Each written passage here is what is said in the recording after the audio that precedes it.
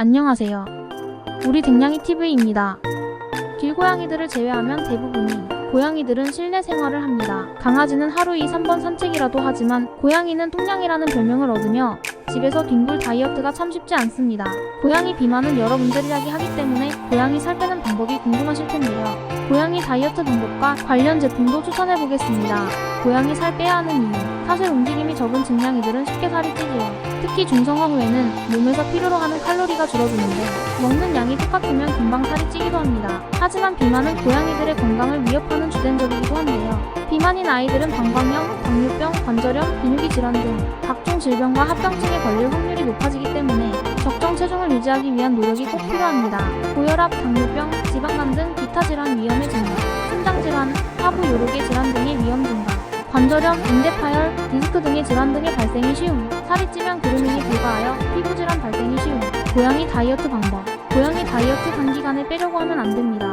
많은 집사님들이 고양이 다이어트를 결심하지만 실패하는 경우가 많습니다. 고양이 체중이 늘기는 쉬워도 줄이기는 어렵기 때문입니다. 만약 고양이 다이어트를 결심했다면 단기간에 빼려고 하면 안됩니다. 갑자기 고양이 사료량을 확 줄여버리면 영양 결핍과 함께 고양이 지방간이 올 수 있기 때문입니다. 고양이 지방간은 말 그대로 간에 지방이 쌓이는 걸 말해요. 고양이의 주 에너지원인 단백질이 부족하면 지방을 에너지원으로 끌어쓰면서 생기는 일이라고 합니다. 고양이 지방간은 비만 고양이에게 더 잘 생긴다고 해요. 그리고 다른 기저질 환초장염, 신부전, 간부전, 당뇨 등이 있을 경우 생존율이 20% 정도로 낮아진다고 합니다. 일주일에 고양이 체중의 1% 줄이는 걸 목표로 고양이 다이어트 계획을 세울 땐 목표 체중을 설정하는 게 중요해요.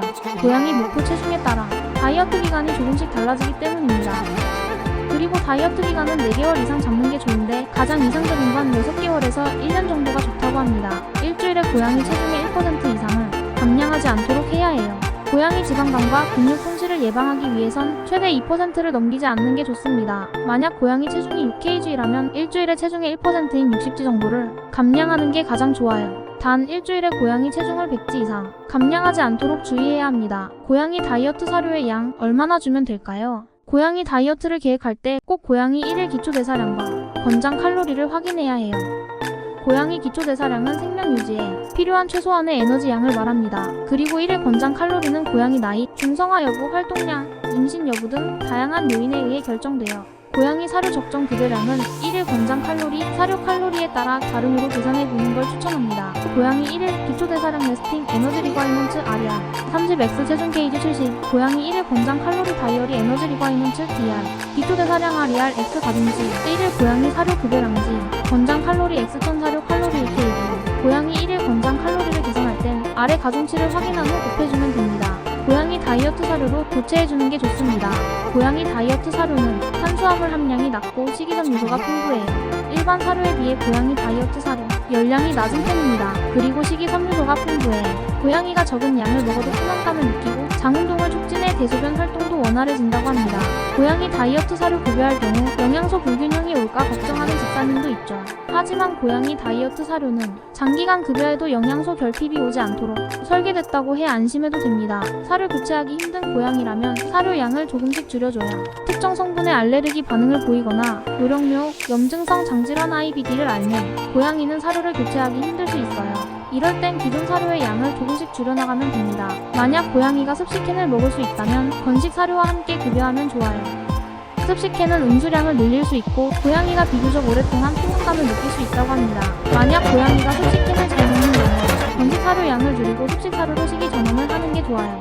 더 나아가 수분이 많고 단백질 함량이 높은 생식을 시작해도 좋답니다. 사료 양 조절할 땐 꼭 고양이 몸무게를 확인해요. 고양이 다이어트 사료 양을 조절할 땐 꼭 고양이 몸무게를 확인해야 해요. 고양이 체중 감량 속도에 따라 사료 양을 다르게 해야 하기 때문입니다. 만약 일주일에 고양이 체중이 2% 이상 빠지고 있다면 사료 양을 늘려줘야 해요. 1% 이하라면 사료 양을 줄여주면 됩니다. 고양이 체중을 잴 땐 보통 집사가 고양이를 안고 잰 뒤 집사의 몸무게를 빼서 확인하죠. 이 방법은 고양이가 움직이거나 앉는 방법에 따라 12kg 정도 오차가 생길 수도 있다고 해요.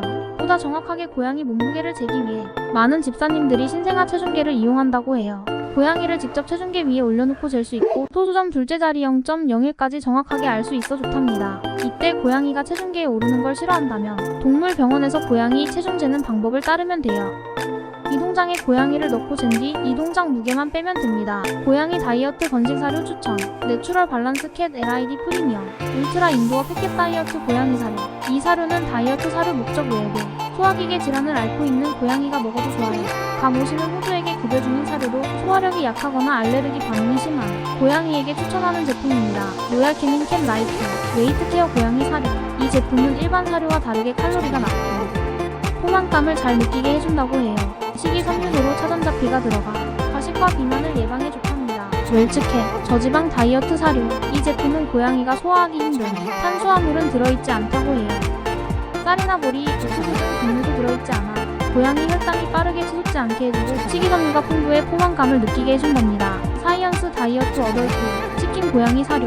이 제품은 다이어트 사료 목적이 아닌 일반 사료로도 급여하기에 좋다고 해요. 고양이 기호성이 좋고 처방식 사료로 유명한 헬스 회사인 만큼 환묘에게 급여해도 좋다고 합니다. 할인 펫푸드 전 연령 바비보야 알맞은 체중 고양이 사료.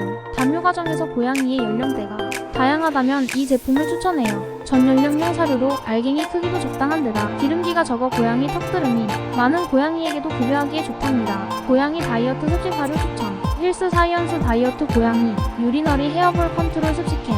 고양이 다이어트 사료 말고도 습식캔을 주면 좋아요. 건식 사료는 열량이 높지만 습식캔은 수분이 많고 열량이 낮아 다이어트에 좋습니다. 이 제품은 심장이나 방광, 헤어볼 문제가 심한 고양이에게 처방식으로 급여해도 좋답니다. 지위픽 고양이 주식캔 85지. 지위픽은 단백질 함량이 다른 사료에 비해 높고 좋은 성분을 쓰기로 유명해요.